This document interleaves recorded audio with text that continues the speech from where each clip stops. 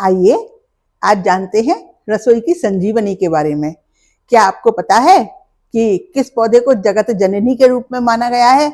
वह है तुलसी का पौधा। तुलसी का पौधा भगवान विष्णु को अत्यंत प्रिय है। भगवान का विष्णु का कोई भी प्रसाद लगे, कोई भी भोग लगे, बिना तुलसी के वो अधूरा माना जाता है। और एक और बात बताएं आपको, तुलसी को कभी दांतों से नहीं चबाना चाहिए।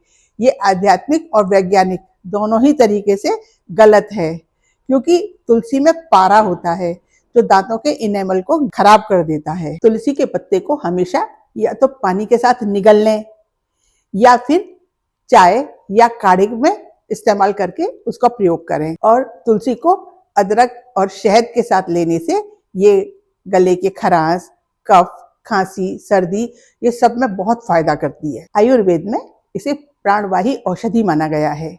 ये फेफड़ों के फंगस को दूर करती है और शरीर के तापमान को नियंत्रित करती है। यह घर की सारी नकारात्मक ऊर्जा को सोख लेती है और घर में सकारात्मक ऊर्जा का प्रवाह कर देती है। इसीलिए इसको सजीव औषधालय माना गया है। तुलसी के 5 तत्व काम में आते हैं।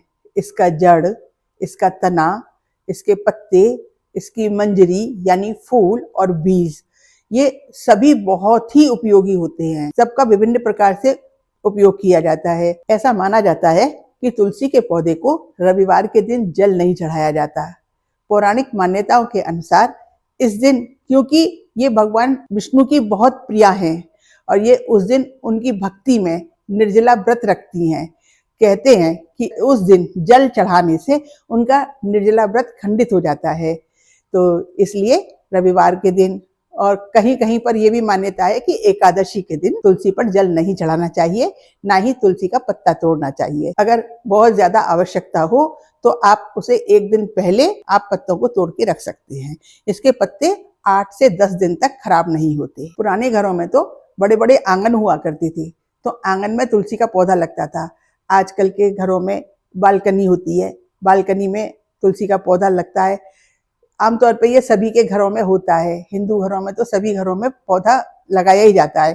क्या आज आपने तुलसी में जल दिया? अपनी सेहत और संस्कृति के लिए एक लाइक तो बनता ही है। अगर आपको जानकारी पसंद आए तो सब्सक्राइब कीजिए, फॉलो कीजिए और अपने साथियों के साथ शेयर कीजिए।